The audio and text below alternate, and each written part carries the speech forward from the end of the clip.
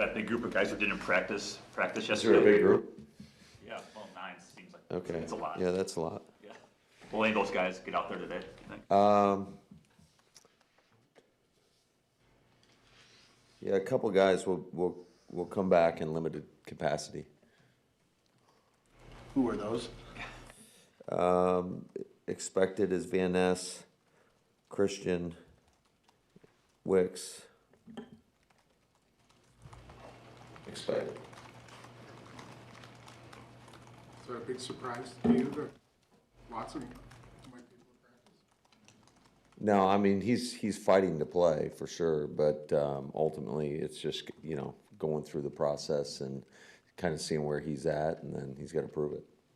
Practicing is part of the process just to see where he's at, or just to see? Yeah, I think he's improving. Certainly, he's improving. So we'll just see how he's feeling out there. Obviously, there's no making up for what Micah can do, but you feel good about your overall group. And when we talked about Rashawn and Van Ness yesterday, but with Sorrell and Cox and Yeah, absolutely. Those guys are going to work hard, and I know we're going to get everything we can out of them. And I think we're going to have a good plan. Yesterday, when you talked about breaking down with the team, there's 4 or 5 plays here that could have made a difference in Denver. When you come out of a game like Denver, is there any concern about a little lack of a confidence in your team as to how far you can go? Is that something you have? No, I don't think so. I think every week, again, a new challenge, new opportunity, and you just got to take the film and take the plays for what they are, and try to learn from them, and try to do better the next time around. And but as far as we're not focused on anything other than what's right in front of us, and that's the Chicago Bears. Hey, Matt, without giving anything away, once you get to week 16, is it enough time in the season to have significant changes to how you play on both sides of the ball, or do you just kind of have to go with what you've been doing regardless of who's in there? I think it's at this time of the year and the magnitude of these games, it's whatever it takes. So whatever we think we can do and push our guys to go out there. Ultimately, it does come down to your ability to go out there and execute. But whatever we think that we can get them to go out there and feel confident in and go out there and execute, I think that's what we'll do. Matt, obviously you have a lot on your plate this week and the injury list is long, but what do you feel like your biggest challenge is just to get ready for Saturday? Well, I think it's just the quality of opponent that we're going against. I mean, saw him 2 weeks ago, saw what type of game it was, went right down to the end, obviously, and I felt like we were in control for the most part in the first half. And I mean, it can flip quickly in our league in regards to how fast the game can kind of go the other way. But what was so encouraging was our ability to respond, when they tie the ball game up. you joked with Rob a couple weeks ago about the turnaround of the Bears. You only use half your game plan to help you out. Yeah. That was pretty funny. But seriously, Thanks, Bill. Seriously, what is the challenge? Or is it maybe easier because you've put in all the film work? I guess, what has this been like with the turnaround? I mean, I think it's the same for both teams. You're just trying to find ways to. You're always trying to find ways to scheme people up, but ultimately we got to go out there and just make sure we do the routine things correctly over and over again, which is hard when you're playing good people. And they got really good coaches and really good personnel, and that is a challenge. Is the film work easier just because you've I would already say done all the there's less to comb through, absolutely, because you already kind of did it one time.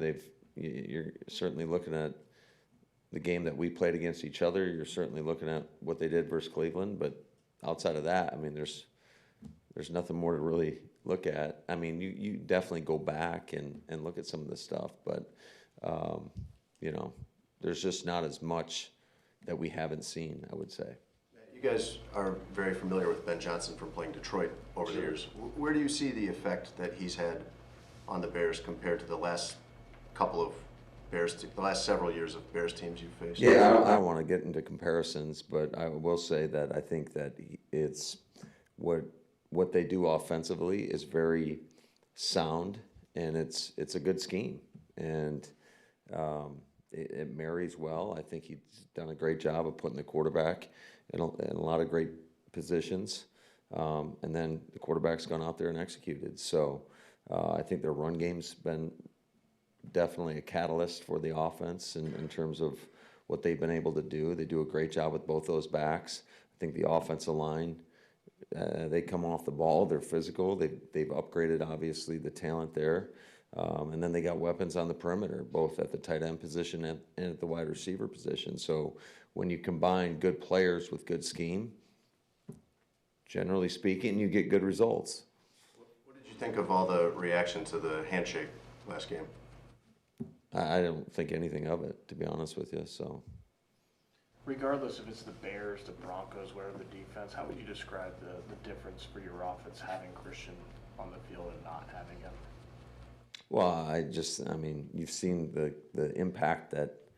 I'm not stating anything that anybody hasn't seen. I mean, he's a very impactful player in terms of what he does, and I've talked about it, I feel like many times now, just what he brings from a versatility standpoint in terms of you can line him inside, you can line him outside.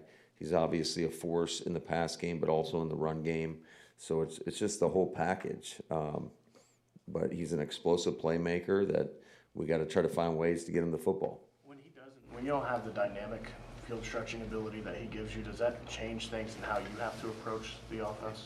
Not necessarily. I think if there's one thing that we have is we got a lot of confidence in everybody in that room, and I think there's certain guys that have their own set of strengths where you try to put them in certain spots, but I don't think there's anybody in that room that can't pick up that slack. And after doing what you did against the Blitz, against Detroit and Chicago, did you see Denver alter its plan, like blitz less than what you would have expected? I mean, did that change anything, do you think? The fact that you guys did it? Beat it? No, I think Denver was going to do what they were going to do, and they did a really good job, certainly in the second half of getting pressure on our quarterback, and I don't think we got the ball out quite as quickly, and a lot of that is by design in terms of some of the play calls. Probably could have given some opportunities where he's spitting the ball out a little bit faster. That's why it was so important for us to stay ahead of the sticks when you're playing a pass rush like that, so you don't have to call those longer developing plays. So when you win on some blitz calls, do you expect you won't see them again, same ones? Not necessarily. I mean, I think every play is a little bit different. I think it's always that chess match, that guessing game, and you're trying to stay one step ahead. And sometimes you'll get them, and sometimes they'll get you. It's football. So, and especially with coordinators that kind of Rolodex and will call different things, it makes it a little bit harder to kind of pinpoint exactly what you're going to get. With the penalties that you had last week, kind of moving forward here, how do you get rid of some of that stuff? I'm not talking about holding, but like the unsportsmanlike or late hits or whatever. Yeah, the unsportsmanlike really bother me. I mean, I take those ones personal because we can't allow, football is a game of emotion, but you can't allow the emotion of the game to put you in a spot where you go out and do something that costs the team. So, I get it. We had two, I believe, right? Right, yeah, I know the Bullard had the late hit. And I think that was just that was one of those plays where I think it was more or less the position the player was in. You can't dump a guy when his feet are off the ground. I didn't think it was like a crazy egregious penalty. I was disappointed with the JJ penalty because that's what I'm talking about. The emotion of the game, felt like he was held, didn't get a call, and then he took it out on the punter. And we can't do that. That's not winning football. So certainly address that with the guys. I think you can't, especially in the magnitude of those types of games. Now, was it a difference in the game? I would say no, but you got to be disciplined enough, and you got to control yourself. I mean, we had a costly penalty last time we played these guys. So, we had a couple of them, but one that I feel like is within our control, and we got to be disciplined. And if guys see a guy losing his mind, they got to grab him. Along those lines, I don't know if you'd agree, but I felt like the procedural stuff, you'd really cleaned that up the last few weeks. What do you think the difference was in Denver for some of those things in return? Well, yeah, I think some of it, you know, we had an illegal shift. I just wish there was some consistency in how the league calls that. Sometimes it's tighter than others. They had a couple of illegal shifts that didn't get called, so it is what it is. But yeah, we got to be better than that. We got to pay attention. We need urgency out of the huddle. It always starts, and I tell the guys this, it starts with the play call coming to the huddle, and then getting to the line of scrimmage, especially in a road environment where it's tough to communicate with time to operate. And when we're laid out the huddle, it rushes everything. And I think that's a byproduct, or those penalties were a byproduct of some of that stuff. So the point of emphasis is the urgency in terms of getting into the huddle, hearing the call, and then getting the line of scrimmage. And then you better know your plan inside and out.